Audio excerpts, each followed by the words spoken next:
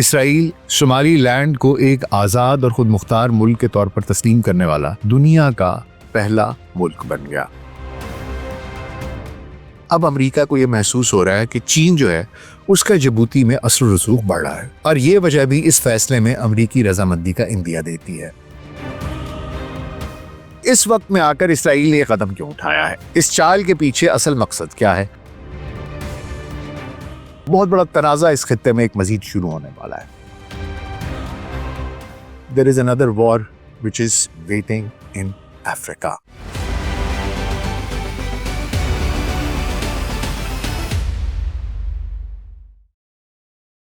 Global set podcast doctor Nasir Baig کے ساتھ آپ کی خدمت میں حاضر ہیں جی۔ السلام علیکم۔ 26 دسمبر 2025 کو اسرائیل شمالی لینڈ کو ایک آزاد اور خود مختار ملک کے طور پر تسلیم کرنے والا دنیا کا پہلا ملک بن گیا۔ ایک طرف شمالی لینڈ کے لیے یہ ایک بہت بڑی سفارتی کامیابی ہے، جہاں کی حکومت نے اسے اسرائیل کے ساتھ سفارتی تعلقات کی بنیاد قرار دیا ہے، اور وہاں پر لوگ جشن منا رہے ہیں، اسرائیل کے جھنڈے لے کر پھر رہے ہیں اور ایک دوسرے کو مبارکبادیں دے رہے ہیں۔ لیکن دوسری جانب صومالیہ اسے اپنی خود مختاری کی خلاف ورزی قرار دے رہا ہے، اور افریقی یونین، عرب لیگ اور دیگر ممالک اس کی شدید مذمت کر رہے ہیں۔ اسرائیل کا یہ قدم محض سفارتی نوعیت کا نہیں ہے، بلکہ اسٹریٹجک مفادات سے جڑا ہے، جس میں حوثیوں کے خلاف کارروائی، علاقائی اثر و رسوخ اور دیگر امور شامل ہیں۔ صومالیہ افریقہ کے ہارن آف افریقہ میں واقع ایک ملک ہے، جو 1960 میں برطانیہ اور اٹلی کی نوآبادیات سے مل کر آزاد ہوا تھا، لیکن اس کی تاریخ انتشار اور خانہ جنگیوں سے بھری پڑی ہے۔ شمالی لینڈ صومالیہ کا شمالی حصہ ہے، جو 1991 میں خانہ جنگی کے دوران الگ ہو کر خود کو آزاد قرار دے چکا ہے۔ یہ علاقہ صومالیہ کی نسبت زیادہ مستحکم ہے، اپنی حکومت، پارلیمنٹ، کرنسی اور فوج چلا رہا ہے، لیکن اسرائیل کے اسے تسلیم کرنے سے پہلے تک اقوام متحدہ کا کوئی بھی رکن ملک اسے تسلیم نہیں کرتا تھا۔ اسرائیل کی اس چال کا یمن، خلیج، عدن، امریکہ، خلیجی ممالک، فلسطین، شپنگ روٹس اور جبوتی سے گہرا تعلق ہے۔ شمالی لینڈ خلیج عدن کے ساحل پر واقع ہے، جو آبنائے باب المندب اس کے قریب ہے، اور یہ دنیا کا سب سے اہم میرین ٹریڈ روٹ ہے۔ یمن کے جنوب مغربی حصے میں حوثی باغی، جو ایران کے حمایت یافتہ ہیں، اس علاقے میں جہازوں اور اسرائیل پر حملے کرتے رہے ہیں۔ اس علاقے کی حفاظت کے لیے جبوتی میں امریکہ کا واحد افریقی فوجی اڈہ ہے، جہاں چین، فرانس، جاپان، سعودی عرب اور دیگر ممالک کے بھی بیسز موجود ہیں۔ یہ علاقہ عالمی تیل کی 30% تجارت کا راستہ ہے، اس لیے یہ امریکہ، اسرائیل اور دیگر طاقتوں کے لیے اقتصادی اور سیکیورٹی کے اعتبار سے انتہائی عام ہے۔ تو آخر حضور اس وقت میں آ کر اسرائیل نے یہ قدم کیوں اٹھایا ہے؟ اس چال کے پیچھے اصل مقصد کیا ہے، اور کیا امریکہ کی رضامندی اس میں شامل ہے؟ ایک ایسے وقت میں جب پوری دنیا میں کوئی بھی ملک، یونائٹڈ نیشنز، افریقن یونین، کوئی بھی اس کو تسلیم نہیں کرتا شمالی لینڈ کو، اسرائیل نے کیوں کیا؟ امریکہ کی اس میں آشیرواد شامل ہے کہ نہیں ہے؟ اس کے پیچھے محرکات کیا ہیں، اور دراصل چال ہے کیا؟ اس کے پیچھے در حقیقت نشانہ کون سا ملک ہے؟ قصہ کیا ہے، یہ آپ کو بتاتے ہیں حضور۔ تو 10 سے 15 منٹ کے لیے دھیان تھوڑا ادھر، اور اگر آپ کو ہمارا کانٹینٹ پسند آ رہا ہو تو ویڈیو کو لائک اور چینل کو سبسکرائب کر دیجیے گا۔ تو آئیے آغاز کرتے ہیں۔ صومالیہ افریقہ کے مشرقی کنارے پر واقع ہے، جو ہارن آف افریقہ کے نام سے جانا جاتا ہے۔ یہ ایک بڑا ملک ہے جس کی کل آبادی تقریباً 17 ملین ہے، اور اس کی سرحدیں شمال میں جبوتی، شمال مغرب میں ایتھوپیا، جنوب مغرب میں کینیا اور مشرق میں بحیرہ ہند سے ملتی ہیں۔ شمال مشرق میں خلیج عدن کے پار یمن واقع ہے، جو اسے اسٹریٹجک طور پر اہم بناتا ہے۔ صومالیہ کی تاریخ بہت پرانی ہے، یہاں قدیم تہذیبیں نہیں ہیں، لیکن جدید دور میں یہ 1880 کی دہائی سے برطانیہ اور اٹلی کی نوآبادی رہا ہے۔ 1960 میں دونوں حصے مل کر آزاد ہوئے، لیکن 1969 میں محمد سیاد بری کی آمریت آئی، جس نے ملک کو سوویت یونین کی طرف جھکا دیا۔ سن 1977 میں اوگادین جنگ میں ایتھوپیا سے شکست کے بعد سن 1991 میں خانہ جنگی شروع ہو گئی، جس نے ملک کو تباہ کر دیا۔ اس جنگ میں شمالی حصہ، جو برطانوی شمالی لینڈ تھا، نے 18 مئی سن 1991 کو شمالی لینڈ کی آزاد ریاست کا اعلان کر دیا۔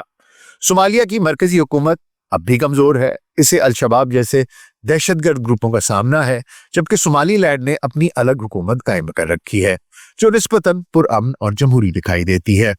अफ्रीकी यूनियन और अक़वाम मुत्तहिदा सोमालिया की इत्तेहादी हैसियत को बरकरार रखने पर इसरार करते हैं, क्योंकि अलहदगी की तस्लीम अफ्रीका में दीगर तहरीकों को हौसला दे सकती है, जिससे मजीद खाना जंगी हो सकती है, मजीद जानी नुकसान हो सकता है एक ऐसे खित्ते में जो पहले ही गुर्बत का मारा है, जहां बीमारियां हैं, जहां पर इंसानी जो बेसिक नेसेसिटीज हैं वो मौजूद नहीं है।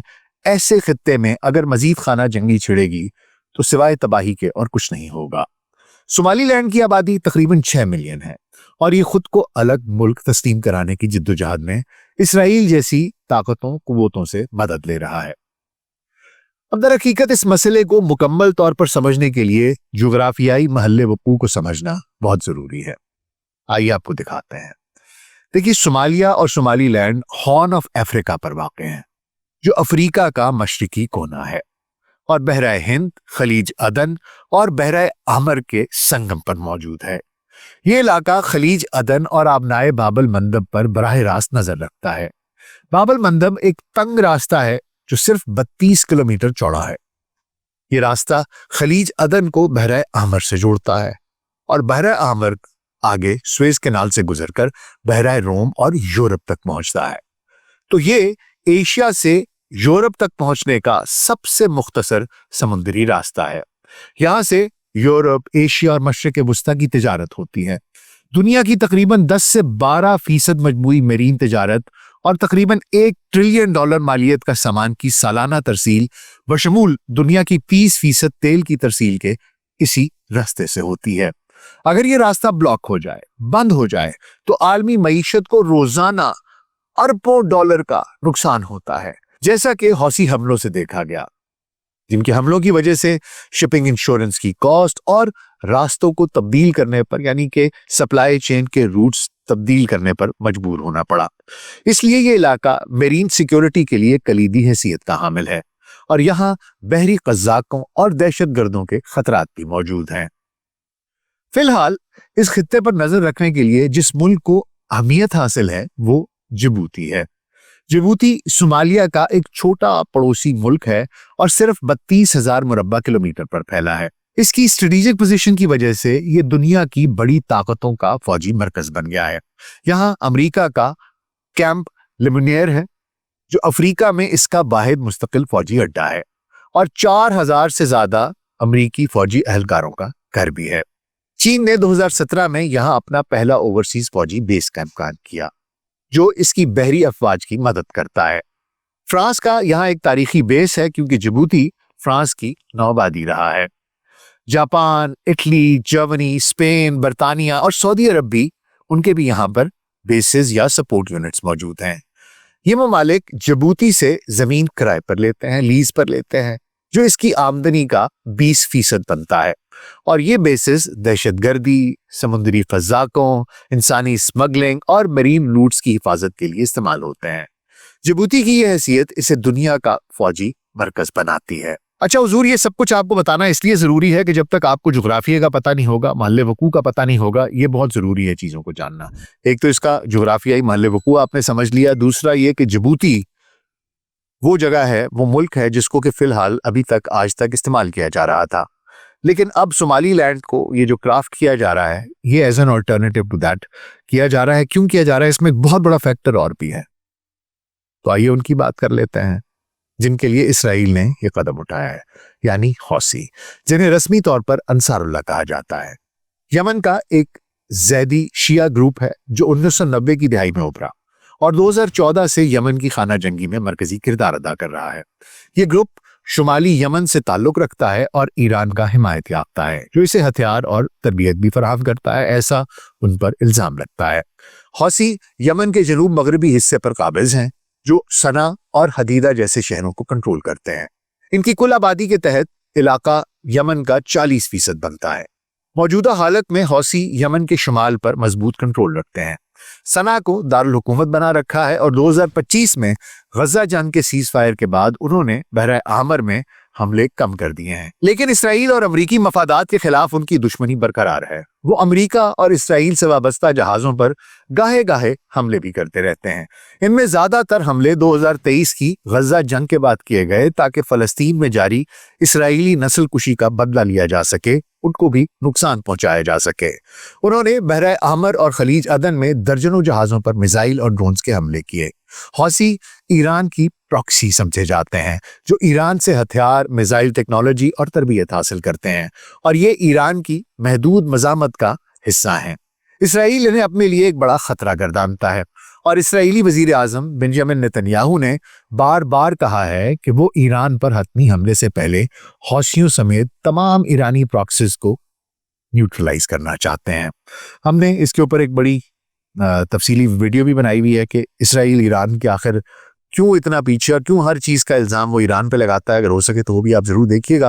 اور میں نے یہ پریڈکٹ کیا تھا آج سے ایک ہفتہ پہلے کہ یہ حملہ کرنے کی تیاری کر رہے ہیں ایران پر۔ ہو سکے تو وہ ویڈیو دیکھیے گا، آپ کو سمجھ میں آئے گی۔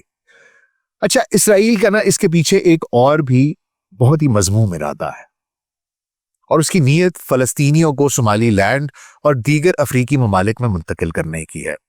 جیریڈ کشنر جو ٹرمپ کے داماد ہیں، انہوں نے ایک پلان پیش کیا ہے جس میں وہ یہ بتا رہے ہیں کہ کس طریقے سے وہ غزہ کو ایک ٹیک سٹی بنائیں گے، ایک سلیکون ویلی بنانا چاہ رہے ہیں، وہاں پر ایک ریویرا بنانا چاہ رہے ہیں جہاں بڑے بڑے ہوٹلز ہوں گے، وہاں پر ٹیکنالوجی کی کمپنیز ہوں گی، اور جو اس کا غزہ کا 80% آف اٹس جو اس کی کوسٹل لائن ہے اس کو وہ یوٹیلائز کرنا چاہتے ہیں۔ وہ غزہ کو جس کے نیچے ہزاروں فلسطینیوں کا خون ہے، ان شہیدوں کی جست خاکی ابھی تک ادھر اس ربل میں، اس ملبے میں دفن ہے، اس کے اوپر ان کھنڈرات پر یہ اپنی ایک ٹیک امپائر کھڑی کرنا چاہ رہے ہیں۔ جیریڈ کشنر جو ٹرمپ کے داماد ہیں، انہوں نے ایک پلان پیش کیا ہے۔ میں اس پلان کے اوپر بھی ایک تفصیلی ویڈیو کروں گا، لیکن فی الحال میں آپ کو بتا دوں کہ اسرائیل کا مقصد کیا ہے، کہ یہ فلسطینیوں کو یہاں سے ڈسپلیس کرنا چاہ رہے ہیں، فلسطین سے، غزہ سے، اور انہوں نے یہ کہا کہ جناب ان کو افریقہ میں بھیجا جائے۔ اور یہ پلان تو بن ہی رہا ہے، لیکن 2025 کے شروع میں بھی امریکی اور اسرائیلی حکام نے ایسوسیٹڈ پریس کو بتایا تھا کہ اسرائیل نے صومالی لینڈ سے فلسطینیوں کو قبول کرنے پر رابطہ کیا تھا۔ اسرائیلی وزیر خزانہ بیزلیل سموٹرچ جو ہیں، انہوں نے جنوری 2025 میں کہا کہ فلسطینیوں کو افریقہ اور دیگر جگہوں پر رضاکارانہ طور پر منتقل کیا جا سکتا ہے تاکہ غزہ کو خالی کیا جائے۔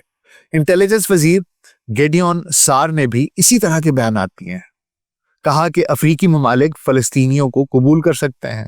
تو ان کا ارادہ دراصل یہ ہے کہ فلسطینیوں کو غزہ سے، فلسطین سے ڈسپلیس کیا جائے، ان کو یہاں سے نکالا جائے اور ان کو افریقی ممالک میں بھیجا جائے، اور اس کا نام صومالی لینڈ کا انہوں نے بار بار لیا ہے۔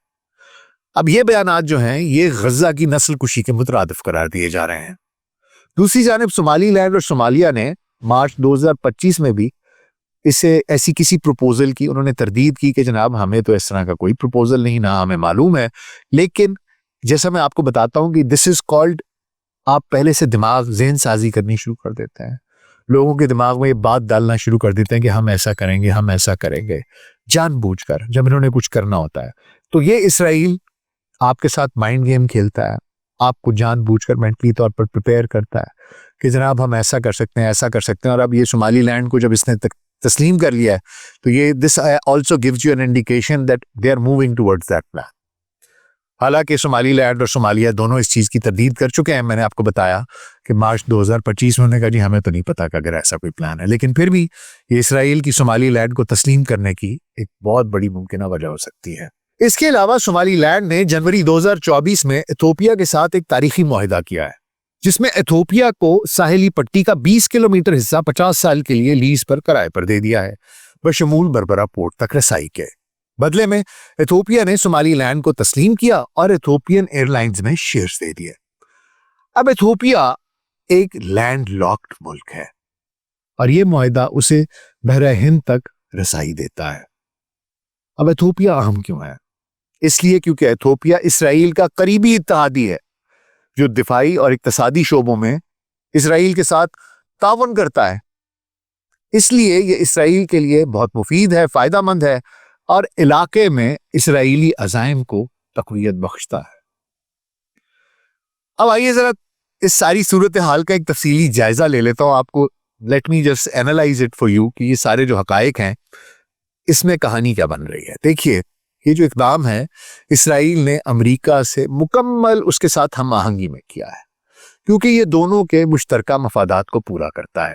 امریکہ کو خلیج عدن اور باب المندب کی حفاظت چاہیے، جہاں حوثی حملے ایک بڑا چیلنج ہیں، اور شمالی لینڈ نے امریکہ کو خصوصی نیول اور فوجی بیس کی پیشکش بھی کی تھی اگر امریکہ تسلیم کر لے تو۔ امریکی تھنک ٹینک ہیریٹیج فاؤنڈیشن، یہ وہی ہیریٹیج فاؤنڈیشن ہے جن نے پروجیکٹ 2025 بنایا ہوا ہے، جو یہ سارے امیگرینٹس اور سارا کچھ کہتے ہیں کہ جی ان کو باہر نکالو دوسروں کو۔ اسی ہیریٹیج فاؤنڈیشن، یہ جو ایک تھنک ٹینک ہے، اس نے شمالی لینڈ کی تسلیم کی سفارش کی تھی، کہا کہ یہ علاقائی استحکام اور امریکی مفادات کے لیے لازم ہے، بہت ضروری ہے۔ چین کا اس کے علاوہ جبوتی میں ایک بہت بڑھتا ہوا اثر ہے، کیونکہ واحد آپشن ابھی تک جبوتی تھی، اسی کے اندر ہر ملک نے اپنا بیس بنایا ہوا تھا۔ امریکہ بھی وہیں تھا، چین بھی وہیں تھا، جاپان بھی وہیں تھا، فرانس بھی وہیں تھا، گریٹ برٹن بھی وہیں تھا، سعودی عرب بھی وہیں تھا، انڈیا بھی تھا، ایوری بڈی واز دیئر۔ لیکن اب امریکہ کو یہ محسوس ہو رہا ہے کہ چین جو ہے اس کا جبوتی میں اثر و رسوخ بڑھ رہا ہے، اور یہ وجہ بھی اس فیصلے میں امریکی رضامندی کا اندیا دیتی ہے۔ دراصل چین نے جبوتی میں 2017 میں اپنا پہلا اوورسیز بیس بنایا۔ دورالیہ پورٹ کو انہوں نے تعمیر کیا، تیار کیا، اور ادیس ابابا سے لے کے جبوتی تک ریلوے لائن بنائی، جو بیلٹ اینڈ روڈ انیشیٹو کا حصہ ہے۔ اس سے معلوم ہوتا ہے کہ چین کا انگریس جبوتی میں کتنا ڈیپ ہو چکا ہے، کتنا گہرا ہو چکا ہے۔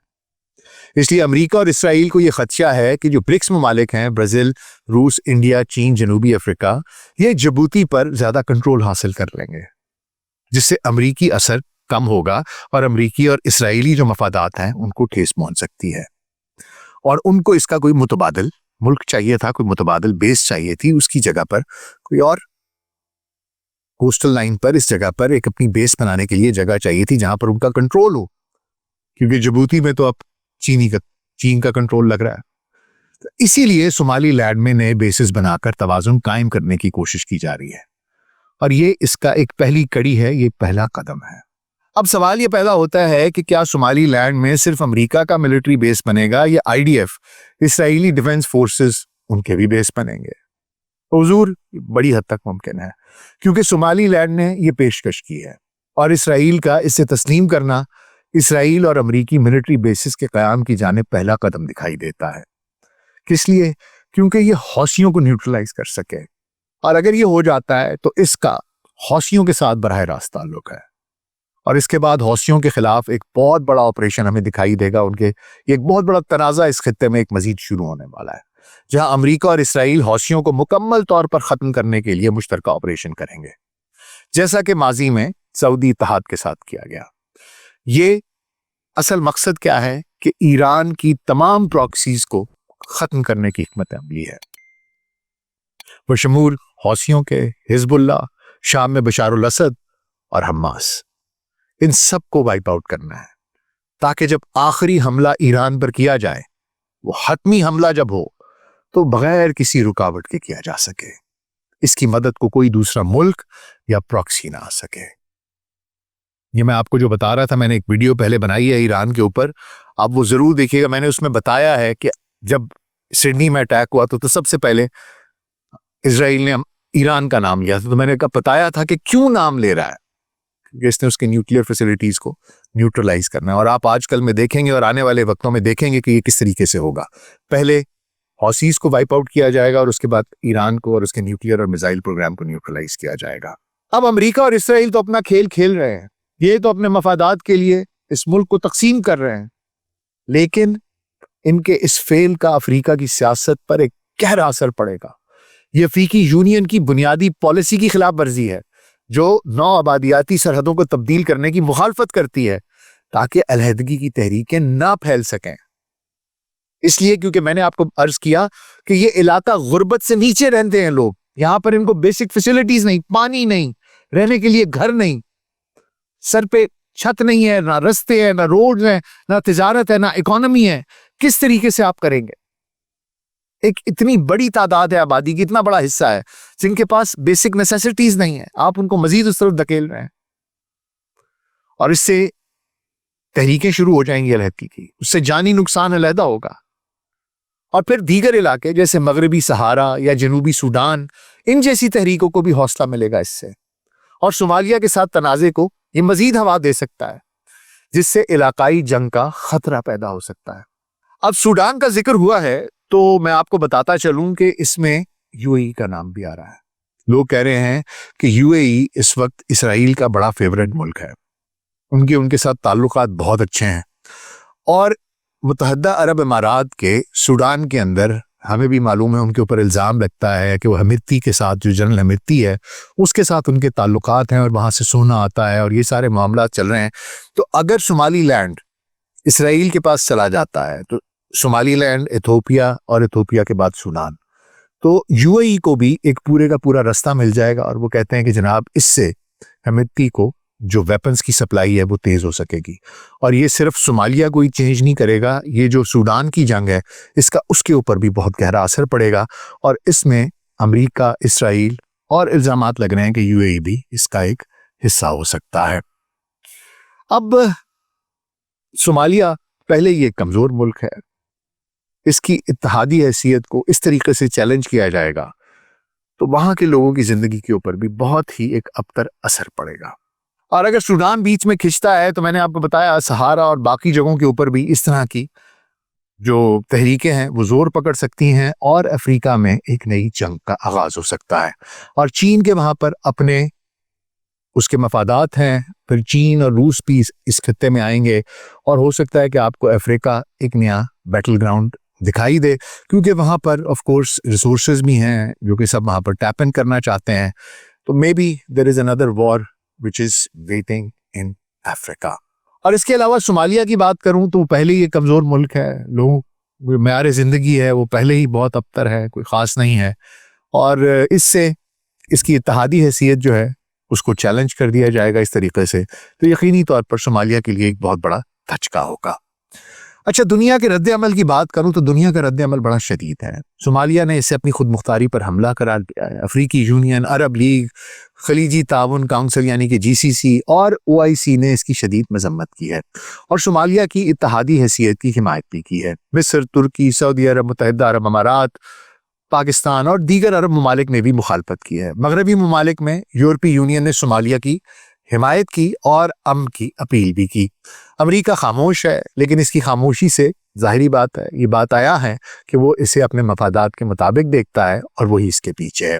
چین اور روس نے بھی مذمت کی ہے۔ انڈیا اس سلسلے میں غیر جانبدار رہا ہے، لیکن برکس کی وجہ سے تشویش کا اظہار ضرور کیا ہے۔ پاکستان نے اسرائیل کی مذمت کی ہے اور صومالیہ کی خود مختاری کی حمایت کی ہے، جو مسلم دنیا کا ایک عمومی رد عمل بھی رہا ہے۔ مجموعی طور پر یہ اقدام عالمی سطح پر تقسیم کا باعث بنے گا، مزید بن رہا ہے ابھی اور مزید بنے گا۔ صومالیہ میں مظاہرے ہو رہے ہیں، لوگ فلسطینی جھنڈے ہاتھوں میں اٹھائے سڑکوں پر احتجاج کر رہے ہیں، اسرائیل کو کنڈیم کر رہے ہیں، وہ کہہ رہے ہیں کہ یہ ہماری خود مختاری کے اوپر حملہ ہے، یہ ہمارے ملک کو تقسیم کرنے کی ایک سازش ہے۔ شدید تشویش پائی جاتی ہے صومالیہ میں۔ دوسری جانب صومالی لینڈ میں اسرائیل کے جھنڈے لہرائے جا رہے ہیں، جشن منایا جا رہا ہے، اور اسرائیل کو اور نتنیاہو کو اپنا دوست قرار دیا جا رہا ہے، اور لوگ بہت خوش ہیں کہ جی ان کا ایک ملک آزاد ہو گیا ہے۔ اب یہ آپ کو کنٹراسٹ دکھائی دیتے ہیں، ایک ہی ملک جو کسی زمانے میں ہوا کرتا تھا، ایک جگہ پر ہمیں غصہ ہے، وہ ساتھ رہنا چاہتے ہیں اور دوسرے ساتھ نہیں رہنا چاہتے، اور اسرائیل جیسے ابلیس کے ہاتھ میں کھیل رہے ہیں۔ اب یہ ایک کہانی بن رہی ہے۔ اب میرے صرف اتنی سی درخواست ہے مغربی دنیا سے، ٹرمپ صاحب سے، اور جو یورپ میں رائٹ ونگرز ہیں، کہ آپ کو امیگرنٹ سے بڑی تکلیف ہوتی ہے کہ لوگ ہمارے ملک میں کیوں آ رہے ہیں۔ صدر ٹرمپ نے صومالیہ کے اوپر الہان عمر کو لے کے بڑی عجیب قسم کی غلیظ گفتگو کی، ان پہ بہت گندے گندے الزامات لگائے اور ان کو ٹارگٹ کیا، اور کہا کہ یہ ایسے ہوتے ہیں، ایسے ہوتے ہیں، ان کا ملک ایسا ہے، یہ تو گھٹیا لوگ ہیں، بہت ہی ڈیروگیٹری لینگویج یوز کی۔ تو حضور مسئلہ یہ ہے کہ جب آپ ان کے ملکوں میں جا کر پنگے کرتے ہیں، اس وقت آپ کو یہ خیال نہیں آتا کہ وہ وہاں سے کیوں بھاگ رہے ہیں، کیونکہ ہم باز نہیں آتے اپنے مفادات کے لیے ان کے ملکوں کے اندر انٹرفیئر کرنے سے۔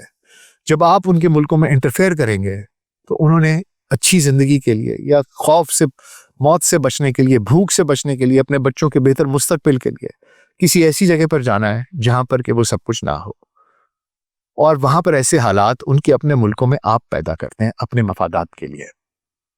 اور اسرائیل جیسا نسل کشی کا مرتکب ایک ٹیررسٹ ملک اس کی آپ پشت پناہی کرتے ہیں اور غریبوں کے ساتھ ناانصافی کرتے ہیں۔ تو حضور جب آپ اگلی دفعہ دنیا کو مورالٹی کے لیکچرز دیں اور یہ الزام لگائیں کہ یہ لوگ یہاں آئے اور آ کر ویسٹ کو کھا گئے، تو یہ بھی دیکھیے گا کہ ویسٹ نے پہلے تو وہاں پر کئی سو سال تک حکومتیں کی، آ کر ان کا سارا مال متا لوٹا، ان کا سارا انفراسٹرکچر تباہ کیا، وہاں سے چیزیں لے کر آئے، پھر وہاں پر اس طرح کی حکومتیں چھوڑ آئے جو ان کو ترقی نہیں کرنے دیتی۔ اور اب بھی اگر کوئی ملک تھوڑی سی کوشش کرتا ہے تو آپ وہاں پر انٹرفیئر کر کے یا رژیم چینج کر دیتے ہیں یا ملک توڑوا دیتے ہیں یا کوئی نہ کوئی ایسا معاملہ کر دیتے ہیں کہ وہ ترقی نہ کر سکے۔ تو لوگ اگر وہاں آتے ہیں تو وہ آپ ہی کی کارستانیوں کی وجہ سے آتے ہیں، اپنی کی نہیں۔ بہرحال جی، یہ تو کہانی کسی اور طرف چلی جائے گی، لیکن یہ صومالی لینڈ کا بننا اس خطے کے لیے اچھا شگون نہیں ہے۔ یہاں پر آپ بہت جلد دیکھیں گے کہ حوثیوں کے خلاف ایک آپریشن ہوگا، ان کو وائپ آؤٹ کیا جائے گا اور اگلا ٹارگٹ ایران ہوگا۔